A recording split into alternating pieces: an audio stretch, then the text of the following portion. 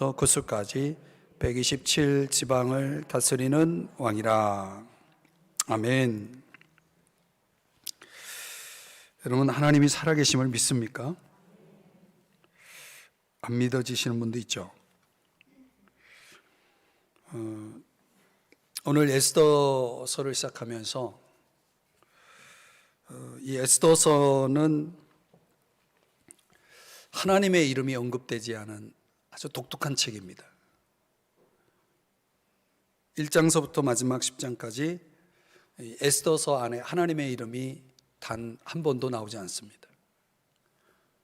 어떻게 하나님의 이름이 나오지 않는 이 책이 성경 66권 안에 들어왔느냐, 여기에 대한 여러 가지 설에 대한 부분들은 여러분들에게 소개할 필요는 없고요. 어떻든 이 에스더서가 성경으로서 우리에게 주어졌다는 것은 아주 놀라운 일입니다.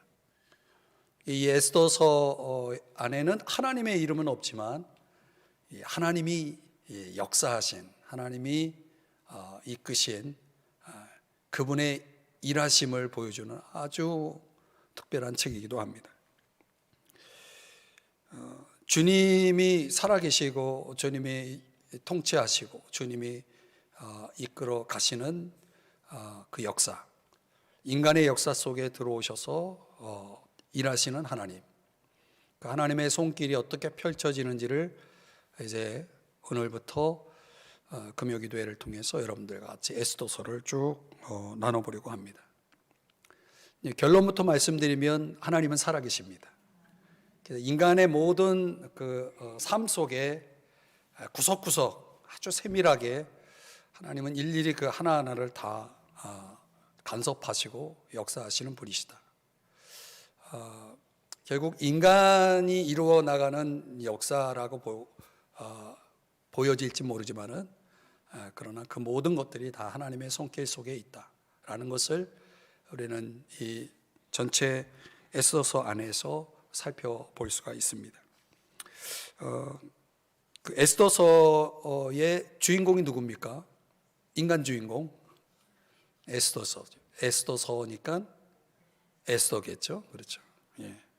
에스더는 여자입니다, 그렇죠? 이 나라를 잃은 이 유대 민족 가운데 가장 연약하다고 할 수 있는 한 여인을, 그것도 아주 무명의 여인, 한 여인을 하나님께서 어떻게 한 민족의 역사를 이끄는 아주 큰 일을 이루는데 그 한 여인을 사용하게 되는가? 이 에스더서를 전체를 볼 때마다 참 놀랍지 않을 수가 없습니다. 하나님은 사람을 섭리하시고 사건을 섭리하시고 상황을 섭리하시는 분이시다.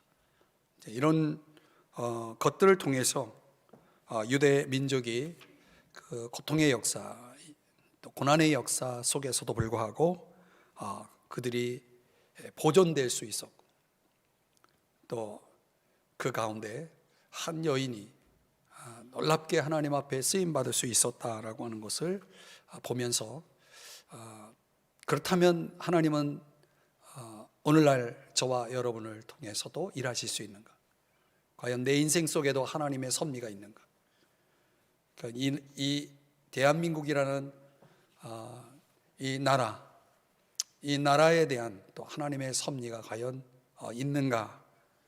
저는 예스, 이렇게 결론부터 여러분에게 답을 말씀드리면서 이 에스더서의 말씀을 한번 살펴보도록 하겠습니다. 말씀드린 대로 1장서부터 10장까지 전체 내용 속에서 오늘 1장은 22구절로 구성되어 있습니다.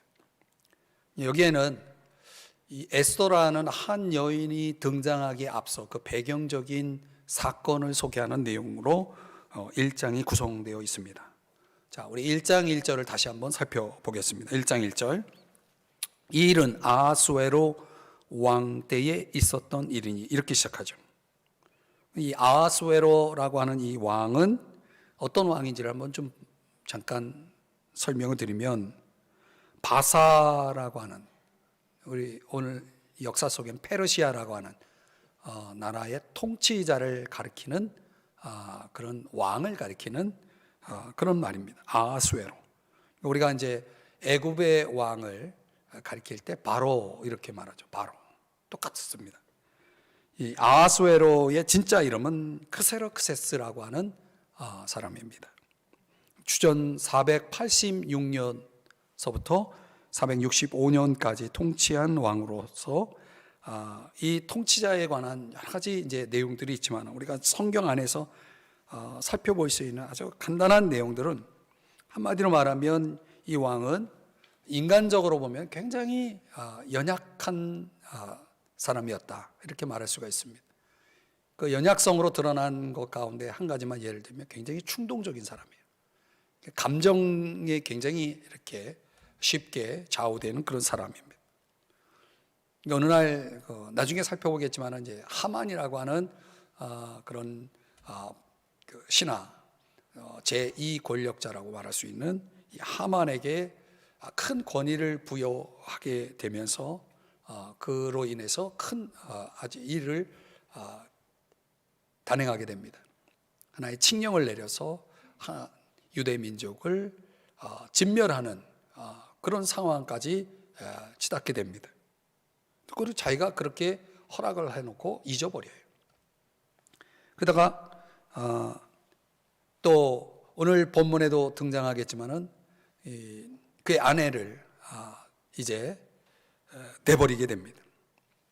그리고 또 그 가운데서 또 후회도 하고, 한마디로 이 아하수에로의 성품은 굉장히 충동적인 사람, 너무나 감성에 휘둘리는 그런 사람, 어떻게 보면 그런 어떤 성품적으로 기질적으로 좀 약점을 가지고 있는 사람이라고 볼 수가 있습니다.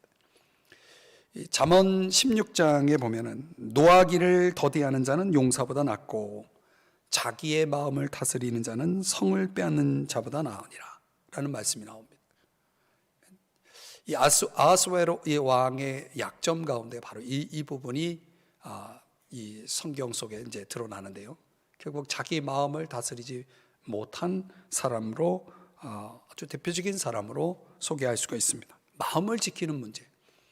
오늘 저와 여러분이 살아가다 보면 이 문제에 봉착해서 어떤 사람은 지키고 어떤 사람은 지키지 못하죠. 근데 그 결과가 굉장히 큰 차이를 낳게 되는 것을 볼 수가 있습니다.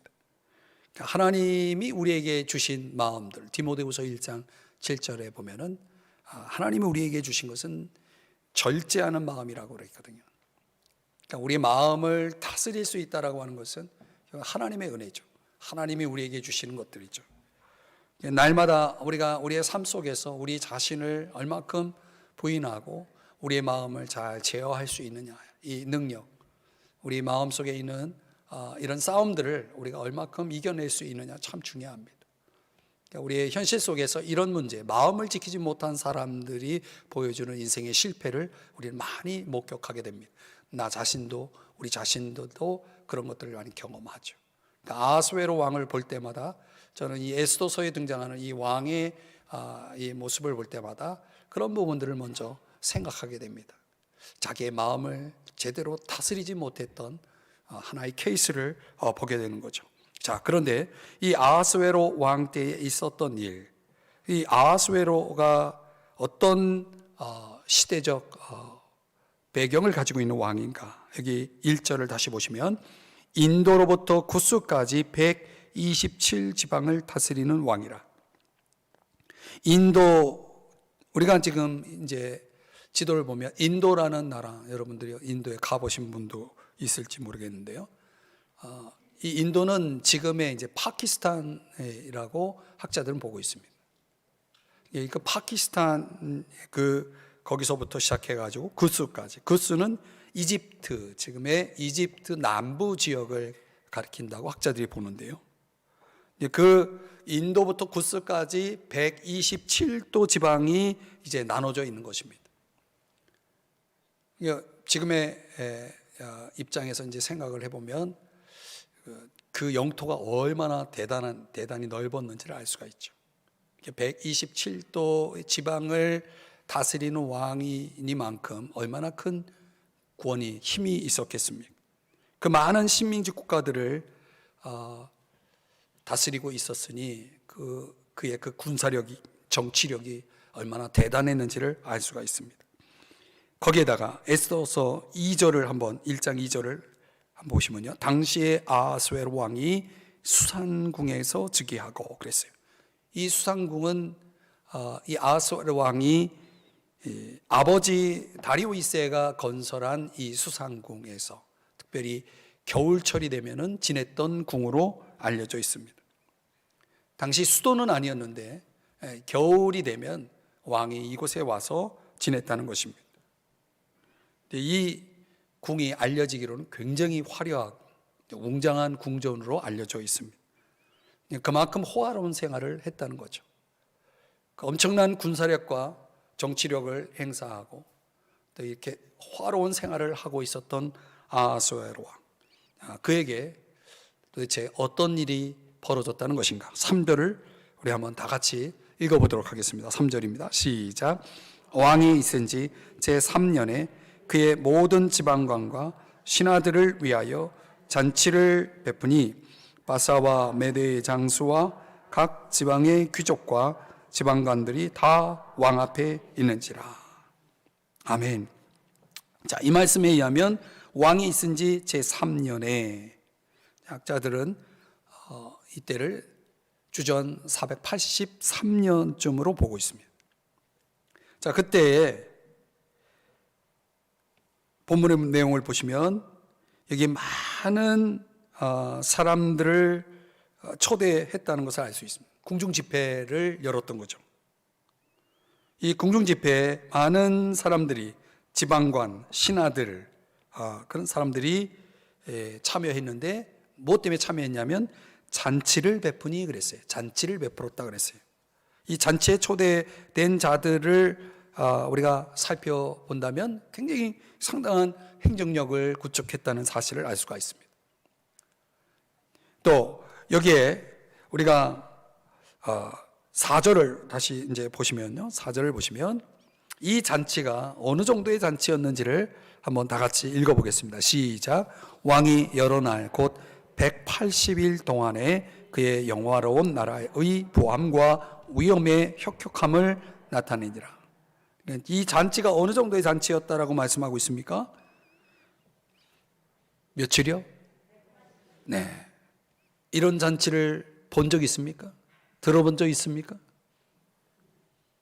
어마어마한 잔치죠. 이 180일 동안 이어지는 이 엄청난 잔치를 배설했다. 도대체 이유가 뭐라고 성경이 말하고 있습니까? 180일 동안의 잔치를 열게 된 그 왕의 어떤 동기, 그 목적이 뭐라고요? 그의 영화로운 나라의 보암과 위엄의 혁혁함을 나타내니라 그랬죠.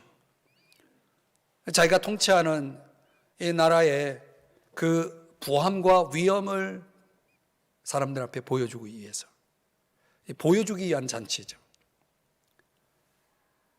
127도의 그 식민지 국가들의 지방관들을 다 초대해서, 봐라, 아하스웨로 왕이 이제 이 잔치를 배설해서 그 모여 있는 사람들에게 내가 어느 정도의 왕인지를 사람들이 보도록 했다는 거예요.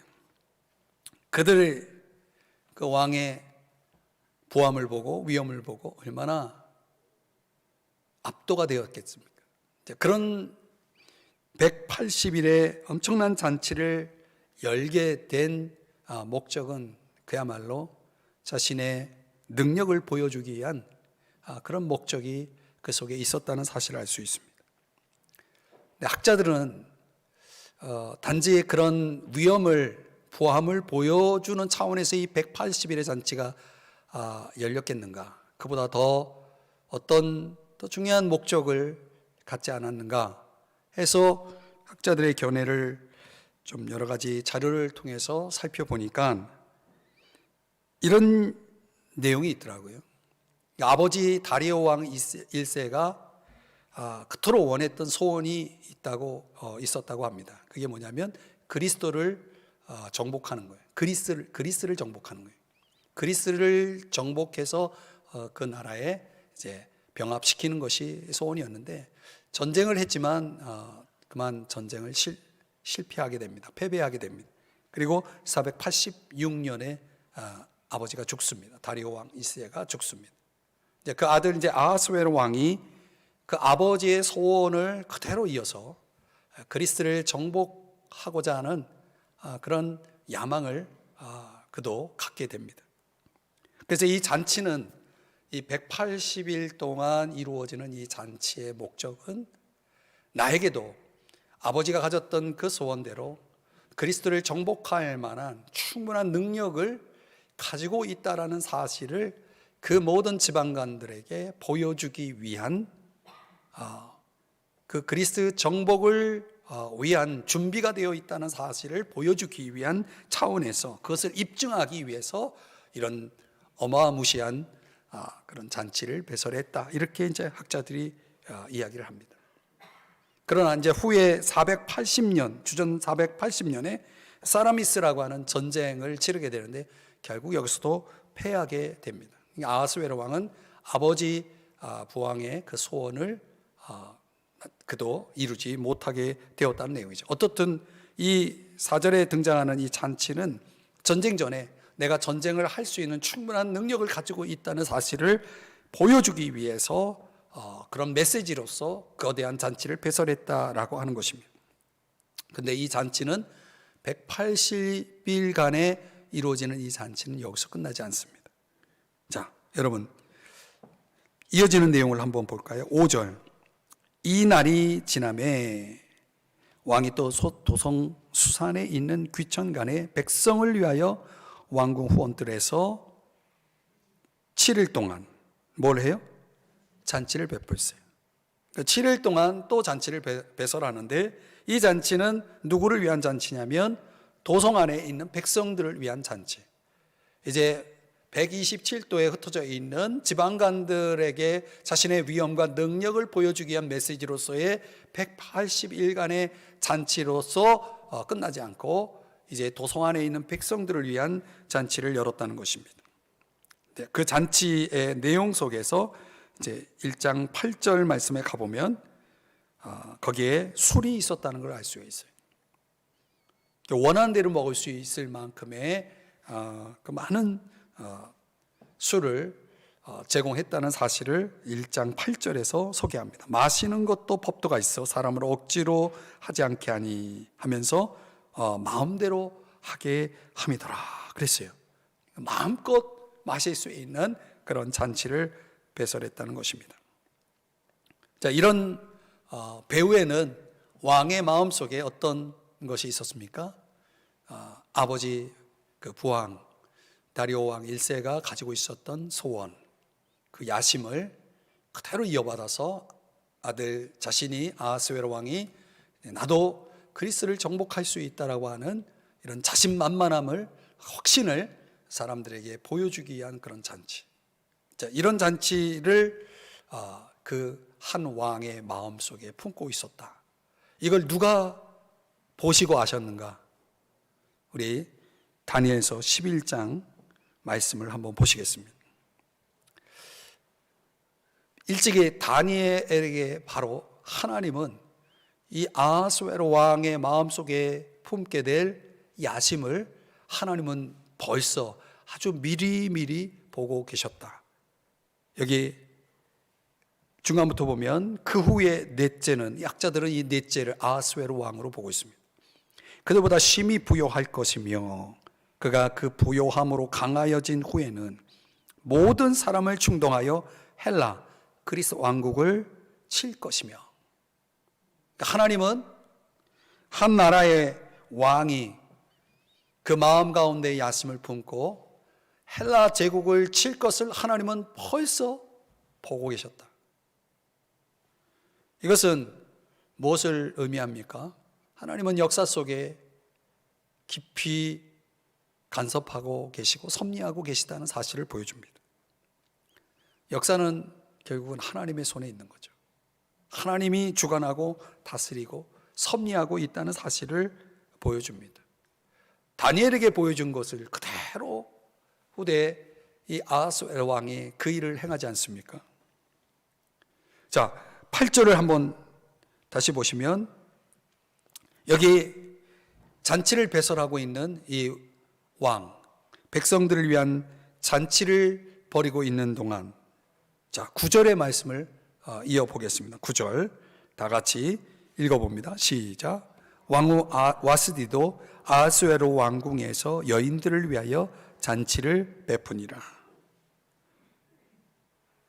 뭐예요? 왕이 잔치를 벌이고 있을 때 왕후도 따로 국밥으로 또 잔치를 벌이고 있었다는 거죠. 이거는 특별한 것이 아니라 이게 바사의 관습이었다고 그래요. 여인들은 여인들대로 그들대로 잔치를 차릴 수 있었다라고 합니다. 어떻든 왕후의 잔치가 세 번째 잔치로 소개되고 있습니다. 남자들은 남자들대로 잔치하고 왕비는 왕비대로 또 잔치를 벌인 것입니다. 자, 이런 잔치 속에 드디어 이제 그 에스더서의 아주 큰 사건을 암시하듯 하나의 사건이 벌어지는데 그것이 바로 10절의 말씀에 소개되고 있습니다. 한번 10절을 다 같이 함께 읽어보겠습니다. 천천히 시작. 제7일에 왕이 중이 일어나서 어전넷이 무망과 비스다와 하르보나와 빅다와 아박다와 세달과 가르가스 7사람을 명령하여 11절 왕 와스디를 청하여 왕후의 관을 정제하고 왕 앞으로 나오게 하여 그의 아리따움을 뭇백성과 지방관들에게 보이게 하라 하니 이는 왕후의 용모가 보기에 좋음이라. 자, 무슨 내용이냐면 이거 왕의 잔치 180일간에 진행된 잔치, 그리고 도성 안에 있는 백성들을 위해서 7일간의 잔치를 배설하는 동안 그 7일 후에 이제 왕이 그 잔치의 절정에 다다르고 있을 때에 왕후를 사람들에게 보여주기를 원했다는 것입니다. 그래서 왕후를 초대합니다. 오라고. 근데 그 이유가 뭐라고 말씀하냐면 11절 끝부분에 보니까 왕후의 용모가 보기에 좋음이라 그랬어요. 이 왕후의 이름은 와스디입니다. 와스디. 왕후 와스디를 청하여. 실제로 와스디라고 하는 이 이름은 아름다운 여인이라는 뜻이에요. 그 미모가 대단했나 봐요. 그 아내를 이제 왕후를 어떤 사람들에게 보여주기를 원한 이유가 뭘까요?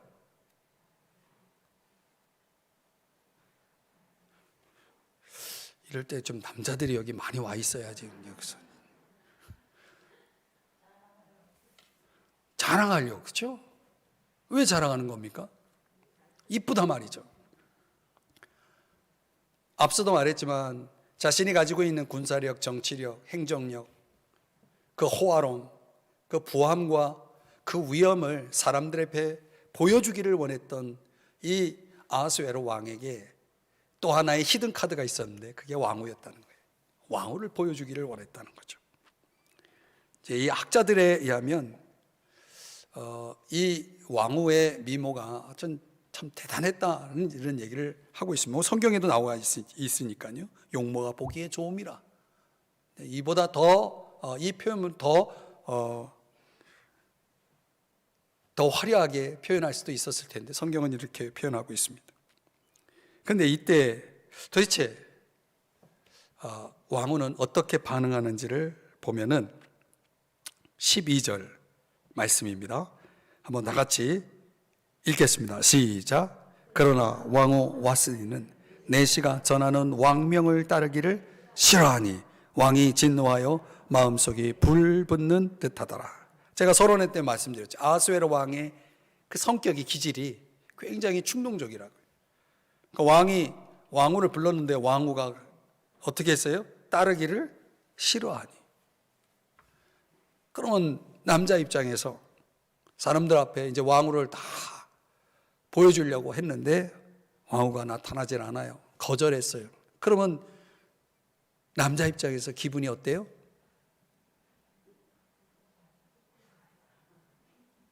여러분들이 남자의 심정을 아세요? 어떻든 이 와스디가 거절했다는 이 사실만으로 왕이 굉장히 화가 났다는 사실을 보여줍니다.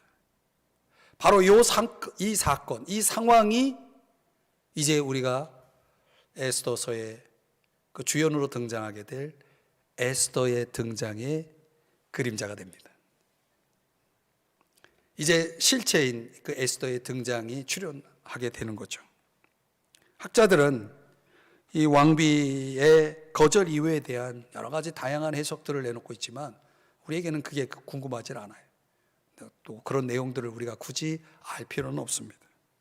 아무튼 그녀의 하나의 판단이 왕이 마음속에 불 붙는 듯 그 왕의 감정을 건드렸고 그 연약한 감정을 가지고 있었던 아하수에로 왕이 이 문제를 해결하기 위해서 이제 어떻게 하는가? 13절 말씀을 한번 가보면 왕이 진노하여 마음속이 불붙하더라. 12절 그랬죠? 자, 13절에 보면 왕이 사례를 아는 현자들에게 묻되, 그러면서 그는 전례가 있는 거예요. 왕이 규례와 법률을 아는 자에게 묻는 전례가 있기 때문에 그렇게 했다는 거예요. 왕이 자신을 만족시키지 못한 이 왕후의 문제를 어떻게 처리할 것인지 물었을 때 그 신하들이, 현자들이 결국은 안을 내놓는데 그 안이 뭐냐면 왕후의 폐위였다는 거죠. 이 과정들을 보면 별거 아니잖아요, 사실. 지금 잔치의 절정 속에 왕후를 불렀는데 왕후가 어떤 이유로 인해서 못 올 수도 있죠. 나타나지 않을 수도 있죠. 그렇다고 왕후를 폐위시켜요? 그렇게까지 큰 실수를 한 건가요? 어떻게 보면 굉장히 사소한 것인데 지금 상황이 그렇게 전개되고 있는 거예요. 저는 이 말씀을 이제 묵상하면서 개인적으로 저에게 적용해 보면 정말 아무 일도 아닌 아주 사소하고 지극히 작은 일임에도 불구하고 그 상황을 하나님이 지금 그 상황 속에서 일하고 있다는 사실을 보면서 하나님 참 놀라우신 분이구나. 근데 우리의 일상 속에서 우리가 사람들과 살아가면서 더불어 살아가면서 벌어지는 아주 사소한 일들, 그 사소한 일도 하나님의 섭리 속에 있다고 생각해 보세요.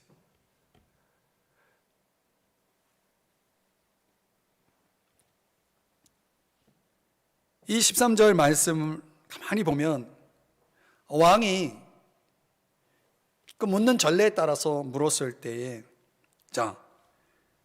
나온 안이 뭔지를 한번 17절을 한번 가보겠습니다. 17절 다 같이 읽어봅니다. 시작. 아하수에로 왕이 명령하여 왕모 와스디를 청하여도 오지 아니하였다 하는 왕후의 행위의 소문이 모든 여인들에게 전파되면 그들도 그들의 남편을 멸시할 것인즉. 그러니까 왕후의 결정, 선택을 어떻게 보면 왕후의 실수라고도 할 수 있겠죠. 그 실수를 이렇게 해석을 해버린 거예요. 희연자들이, 그 신하들이 이렇게 해석을 했다는 것입니다. 그리고 나서 19절. 자, 제가 오늘 설교 제목을 여기서 붙였는데요. 19절을 다 같이 읽어봅니다. 시작. 왕이 만일 좋게 여기실진데 와스디가 다시는 왕 앞에 오지 못하게 하는 조서를 내리되 바사와 메대의 법률에 기록하여 변개함이 없게 하고 그 왕후의 자리를 그보다 나은 사람에게 주소서. 한번 따라 하십시다. 그보다 나은 사람에게 주소서. 그 나은 사람이 도대체 누구냐는 거예요. 하나님은 누구를 지금 섭리하고 계시는 거예요? 에스더. 지금 신하들도 몰라요. 왕도 몰라요. 아무도 몰라요. 누구만 알고 있어요? 하나님만 알고 있어요. 그보다 나은 사람이 누군지. 20절 말씀을 보겠습니다. 20절, 에스더서 1장 20절 말씀.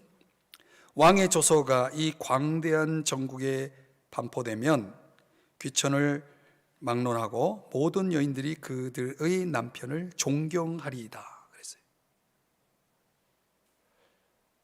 현자들, 왕이 묻는 그 전례에 따라서 그 안을 내놓은 사람들이 생각하는 건 요 정도예요. 이 케이스를 잘못 적용하면은 이 땅의 모든 여인들이 남편들을 멸시할 것이다. 오히려 이것을 교훈 삼아서 이 왕후의 문제를 제대로 처리하게 되면 틀림없이 모든 여인들이 남편을 존경할 것이다 해서 내린 결정이 왕후의 폐위이지만은, 하나님은 그 상황을, 이 문제를 하나님의 역사를 이루기 위해서, 하나님의 뜻을 이루기 위해서 에스더라는 그보다 더 나은 사람을 등장시키기 위한 섭리로 사용하셨다는 거예요. 사랑하는 여러분, 와스디의 교훈을 생각해 보면, 와스디가 왕의 명령을 따르기를 싫어하여 그 명령을 따르지 않은 것은 아주 큰 실수였죠. 아주 큰 실수예요. 우리가 일반적으로 보면 인간관계에 아주 중요한 열쇠는 뭐냐면 존중하는 자세예요. 우리가 와스디에게서 굳이 교훈을 하나 얻고자 한다 그러면 왜 그때 왕의 명령을 어겼냐는 거죠. 아마 이전에는 그런 적이 없었을 거예요. 그날 그녀의 결정은 아주 치명적인 실수였다는 거죠. 아무것도 아닌 아주 사소한 거절이었을지 모르겠지만은 그 실수가 왕 와스디의 운명을 그렇게 결정나게 했다는 거예요. 그러니까 우리들의 선택 가운데도 아주 작은 실수가 아주 큰 불행을 가져올 수도 있다라고 하는 것을 교훈하는 거죠. 여기서 와스디의 잘못은 왕명을 어겼다는 거예요. 좁게 얘기해 말하면 남편의 말에 그 존중하는 자세를 보이지 않았다는 것입니다. 여러분, 여기에 대해서 어떤 생각이 드십니까? 그래서 결과적으로 1장 19절의 말씀에 보니까 왕후의 자리를 그보다 나은 사람에게 주소서 돼버린 거예요. 근데 하나님은 인간사의 이런 아주 사소하고도 별거 아니지만 이런 지금 상황 전개들을 사용해서 하나님은 하나님의 일을 하셨다는 거예요. 우리에게 벌어지는 어떤 사람의 실수, 어떤 사람의 잘못된 선택, 그 상황, 그 사건을 하나님은 하나님의 일을 하시는데도 얼마든지 사용할 수 있다는 것을 보여줍니다. 또 왕이 그런 묻는 규례, 전례에 따라서 그 신하들이 그렇게 말했다고 그래도 어떻게 그럴 수 있냐, 그걸 거절할 수도 있었는데 왕이 그걸 쾌히 그것을 받아들였다는 거예요. 그래서 그보다 더 나은 사람에게 주자라는 그 의견을 받아들였다는 것입니다. 왜요? 왜 왕은 받아들였습니까? 잠언 21장 1절의 말씀을 다 같이 읽어봅니다. 시작. 여호와께서 왕의 마음을 다스리시며 그 생각의 방향을 도랑물처럼 마음대로 바꾸신다. 아하수에로 왕이 왜 받아들였습니까? 그냥 그 왕의 어떤 그런 충동적인 성격, 평소의 그 기질대로 그가 선택했다라고 볼 수 있겠지만은, 우리가 이것을 영적으로 조명해 보면 잠언 21장 1절의 말씀대로 하나님이 개입하셨다는 거예요. 어떤 충동적인 그 선택 결정까지도 하나님은 그걸 사용해서 하나님의 일을 이루어 가시는, 섭리하시는 그런 분임을 알 수가 있습니다. 여러분, 우리가 살아가다 보면요, 우리 인생사에 많은 실수들이 있죠. 많은 잘못된 선택들이, 결정들이 있을 수 있습니다. 또 내 입장에서 보면 참 그럴 때 그 잘못된 선택으로 인해서 벌어지는 내 인생의 어떤 불행도, 아픔도, 상처도 있을 수 있습니다. 그러나 여러분, 그 속에도 하나님의 섭리가 있다라고 믿으시기 바랍니다.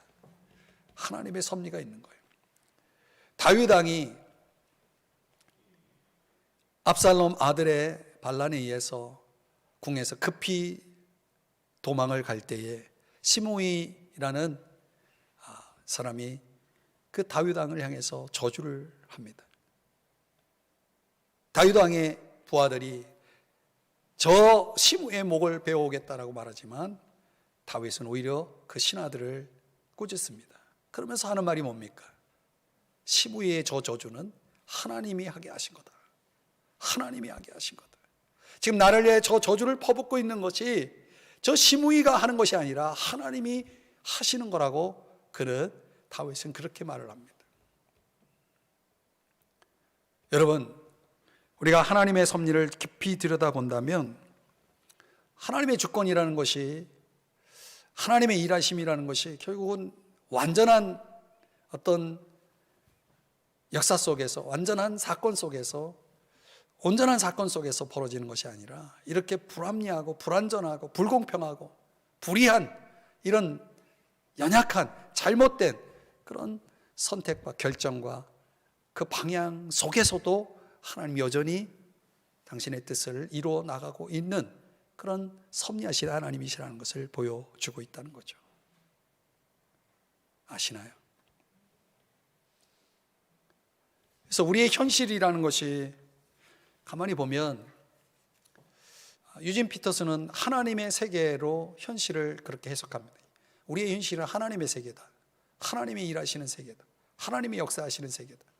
근데 아무리 봐도 하나님은 계시지 않는 것 같고, 하나님은 없고 그저 불의만,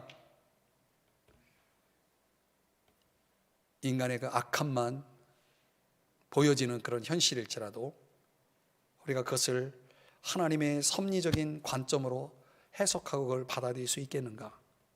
이게 이제 이 에스더서 1장을 제가 풀면서 여러분에게 던지고 싶은 질문이에요. 여러분의 현실 속에서 하나님이 일하시는 것을 인정할 수 있겠는가? 하나님이 역사하고 있다는 것을 받아들일 수 있겠는가?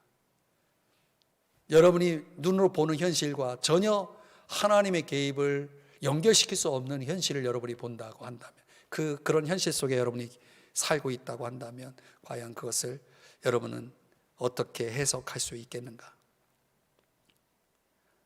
저는 이 1장을 개인적으로 묵상하면서 그런 생각을 했습니다. 오늘 설교하는 이 입장에서 제가 조금 제 마음이 무거운 마음을 가지고 올라왔는데요. 그러니까 그런 거죠. 뭔가 내 눈에 아무런 증거가 보이지 않고 나타나는 것이 없고 현실이 뭔가 내가 생각하고 내가 바라고 있는, 기대하고 있는 것들로 흘러가지 않을 때, 그때 참 마음이 무겁고 실망스럽고 낙심이 되고 절망이 되고 정말 하나님이 전혀 함께하고 있는 것 같지 않고 이런 현실을 볼 때, 그럼에도 불구하고 이런 섭리하시는 하나님을 그대로 인정하고 받아들이고 여전히 지금 하나님이 일하고 있다는 것을 고백할 수 있겠는가? 이런 도전이 오늘 이 에스더서 1장이 저 자신에게도 주어져 있는 거죠. 여러분의 현실도 마찬가지일 거예요. 저는 이 1장을 이제 정리하면서 적어도 우리가 1장 안에서 배울 수 있는 3가지 교훈이 있다라고 정리해보고 싶습니다. 첫 번째는 권위에 대한 순종입니다. 그러니까 어떻게 보면 아주 굉장히 사소하고 아무것도 아닌 일이라고 생각했던 와스디의 그 선택은 결코 아무것도 아닌 것이 아니었다는 것이에요. 그러니까 우리가 여러분들이 이제 가족 간의 관계 속에서 별거 아니다라고 생각해서 그냥 싫다라고 그렇게 그냥 거절할 수 있는 어떤 그런 일들이 이 와스디에게도 있었던 거예요. 그러나 그것이 그에게 그렇게 간단하고 아무것도 아닌 일이 아니었던 것은 우리에게도 큰 교훈을 준다는 거죠. 권위에 대한 순종이라는 것은 로마서 13장 1절 2절에서도 말씀하는 것처럼 하나님이 세우신 권위라는 것이 있습니다. 권위자에 대해서는 우리가 불만을 가질 수 있습니다. 그러나 권위는 존중해야 됩니다. 우리가 쉽게 얘기해서 교회 안에 하나님이 세운 권위가 있다고 한다면 그 권위 자체는 존중되어야 됩니다. 권위에 대한 순종이 필요합니다. 물론 권위자의 위치에, 그 권위의 위치에 있는 사람이 불완전하고 좀 부족하고 뭔가 잘못될 수도 있죠. 그렇더라도 아수에로 왕의 그 명령이 와스디에게는 도저히 인정할 수 없는, 받아들일 수 없는 명령이었다 하더라도 그 명령을 거부한 결과에 대해서는 와스디가 감당해야만 했다는 것이에요. 그러니까 우리는 어떤 차원에서 보면 저와 여러분이 살아가는 동안 존중하는 자세 절대 잊지 마셔야 됩니다.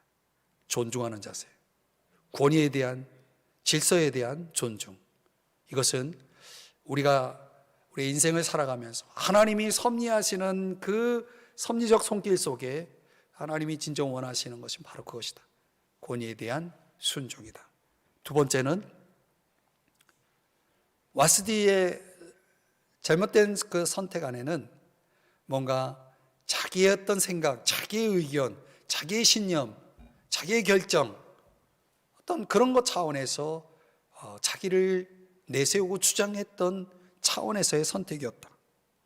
그래서 역으로 생각하면 만약 와스디가 자신이 비록 왕의 의견과 명령과 맞지 않을지라도, 일치하지 않을지라도 왕의 명령을 따랐다면 어땠을까? 전혀 다른 운명이 되지 않았겠습니까? 그런 차원에서 그 매사에 아주 즉흥적이고 충동적이고 감정적인 왕의 모습, 그리고 그 왕의 명령을 거부하면서 자기 의견을 주장했던 와스디, 이 두 사람에게서 우리는 무엇을 배울 수 있는가? 그것은 자기를 부인하는 삶이죠. 자기를 부인하는 삶. 결국 자기 자신에 대한 철저한 부인이 없었기 때문에 벌어진 한 가정, 한 국가의 지도자의 가정에서 벌어진, 또 국가적으로 벌어진 그 사건임을 알 수가 있습니다. 우리가 신앙 안에서 본다 그러면 갈라디아서 2장 20절에도 말씀하는 것처럼 우리가 내 안에서 사시는 그리스도를 인정하고 살아가는 모습들, 저와 여러분이 나라는 존재를 내가 내세우고 드러내는 것이 아니라 내 안에 계신 주님을 드러내고 그 주님을 따르는 모습들. 고린도전서 9장 27절에서는 바울이 이런 고백을 하죠. 내가 내 몸을 쳐 복종하게 함. 자기를 치는 복종, 자기를 쳐서 죽게 복종하고자 하는 이런 신앙적 자세, 이런 것들이 오늘 저와 여러분에게 있어야 하지 않을까요? 우리가 우리 자신을 끊임없이 이렇게 부인하는 삶을 살아가는 모습들, 사도 바울은 나는 날마다 죽노라 이런 고백을 하잖아요. 그러니까 내가 죽지 않았기 때문에 벌어진 불행들, 잘못된 결정들, 선택들이 얼마나 많은지 모릅니다. 그러니까 우리가 이런 것들을 우리가 일장에서 적용하면서 그저 서로의 잔치를 더 화려하게 만들고 더 절정으로 만들어가기 위해서 왕은 왕후를 초대했고 왕후는 자신이 벌이고 있는 잔치에 집중하느라 또 왕의 명령을 어겼고, 결국 이 잘못된 목적, 동기의 잔치를 드러내기 위해서 그들은 결국 이런 불행한 선택들을 할 수밖에 없었다. 이 세상에는 수많은 잔치들이 존재한다면 그 수많은 잔치 속에는 이런 불행들이 결국 찾아온다는 것이죠. 그러니까 우리가 생각해야 될 잔치는 이런 잔치가 아니라 어떤 잔치입니까? 천상의 잔치, 하늘의 잔치. 오늘 저와 여러분들이 참여해야 될 잔치를 위해서 우리에게 필요한 것들은 뭡니까? 거룩함이죠. 거룩한 옷을 입고 주님 안에서 준비되어 살아가는 모습들. 그래서 고린도전서 15장 33절 34절에서는 이 말씀을 우리 한번 같이 읽어보겠습니다. 시작. 여러분은 속지 마십시오. 악한 친구와 사귀면 좋은 버릇마저 그르치게 됩니다. 정신을 똑바로 차리고 죄를 짓지 마십시오. 아멘. 오늘 저와 여러분이 이 세상 가운데 깨어 있어야 됩니다. 나를 부인하고 오늘 우리가 저 하늘 천상의 잔치에 참여할 거룩한 신부로서 깨어 살아가는 것이 중요하다. 우리가 그런 차원에서 날마다 우리 자신을 부인하고 날마다 내 몸을 쳐서 주께 복종시키는 그런 삶을 살아가야 한다라는 사실을 오늘 본문이 우리에게 교훈해 주고 있다는 거죠. 마지막 세 번째 교훈으로서 여러분에게 드리고 싶은 도전은 이겁니다. 하나님의 섭리를 신뢰하는 자. 결국 더 나은 사람에게 주소서. 결국 이것이 결국은 누구에게 돌아갑니까? 에스더에게 돌아가죠. 에스더는 이 세 가지를 다 보여줍니다. 권위에 대한 순종, 자기 부인, 그리고 더 나아가서 하나님의 섭리를 따르는 모습들, 신뢰하는 모습들. 로마서 8장 28절 우리 다 같이 함께 읽어봅니다. 시작. 하나님을 사랑하고 그분의 계획대로 부르심을 받은 사람들에게는 결국 모든 일이 유익하게 된다는 것을 우리는 알고 있습니다. 아멘. 하나님 앞에서 결국 쓰임받게 된 에스더의 등장, 그 앞서서 와스디의 퇴장은 우리에게 많은 교훈을 줍니다. 내 인생 가운데 순간순간을 하루하루를 섭리해 나가시는 하나님의 손길 속에서 벌어진 일들입니다. 오늘도 여러분에게는 어떤 일들이 있었습니까? 우리 각자에게 벌어진 일들 속에서 하나님은 일하셨습니다. 그것이 어떻게 우리에게 유익으로 돌아올지는 지금 당장 내 눈에 아무 증거도 보여지지 않을 수 있습니다. 하나님은 오늘도 내 발걸음 하나하나를 섭리하시고 다스리고 계셨고 주관하고 계셨다. 내 마음속의 어떤 생각들까지도 오늘 내가 내린 모든 결정과 선택까지도 하나님은 다 보고 계시고 아시고 섭리하고 계셨다. 그 모든 것들이 유익하게 되도록 역사하신 하나님, 내 인생의 내일을 열어가시는 하나님의 손길, 하나님의 섭리를 믿으시기를 바랍니다. 더 나은 사람에게 주소서. 하나님께서 오늘 그 사람을 찾고 계십니다. 그 사람이 누굴까요? 바로 여러분이 되시기를 주의 이름으로 축복합니다. 기도하겠습니다. 하나님 아버지,